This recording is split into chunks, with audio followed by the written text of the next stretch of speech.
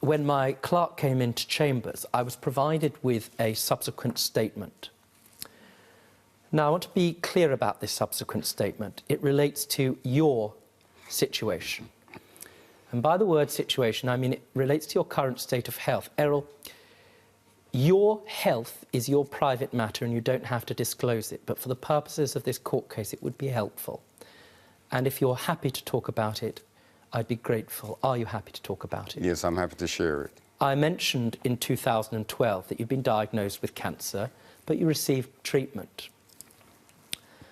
The statement I received before entering court, really moments before entering court, was about a diagnosis you received in the last 6 months. Sir, can you tell me what that diagnosis is, please?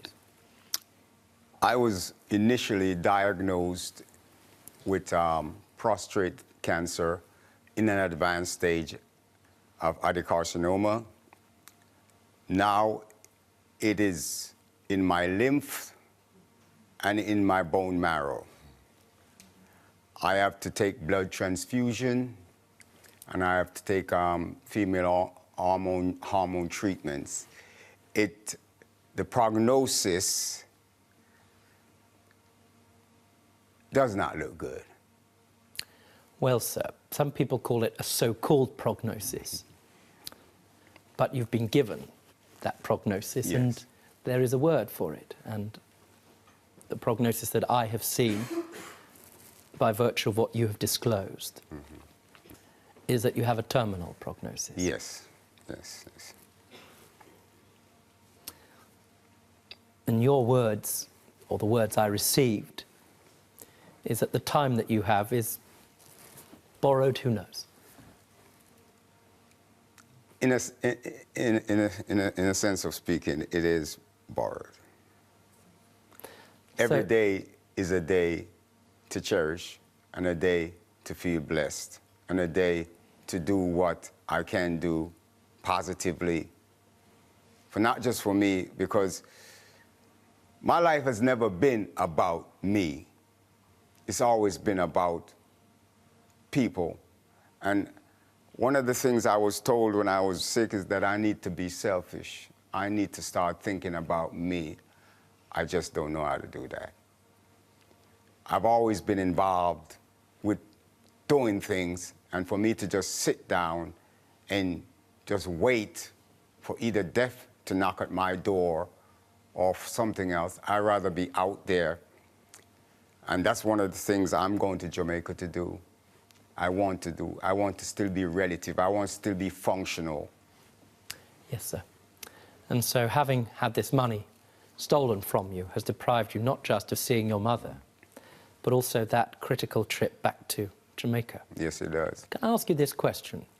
Of course, England is home. Britain is home. Yes.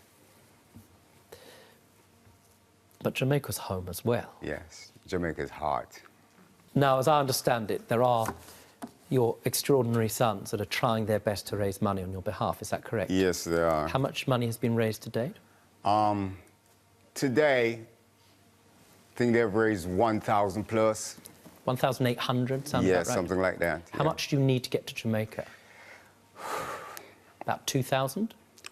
Yes, about that. Thank you, sir. That's all. I have to give a ruling now. It's a challenging case to some extent.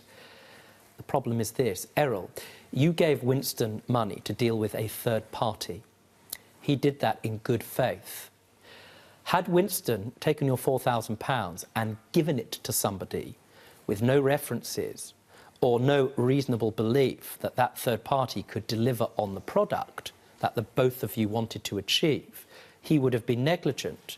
Therefore, you would have been able to recover your £4,000 in full. But because that is not the case here, because both of you are the victims of a con man, the reality is that I have no choice in law but to dismiss your case. However, please know, sir, if that gentleman can be found and brought to court, I will deal with the matter.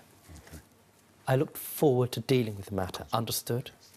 In the meantime, Errol, I wish you the very best of health, because it's been an inspiration to have you in my court today. Thank you. And a privilege. And I don't know about how the fundraising is going, but I suspect before the end of tonight, depending on the amount that's available, you might find a little bit more in that inbox. Understand? Thank you.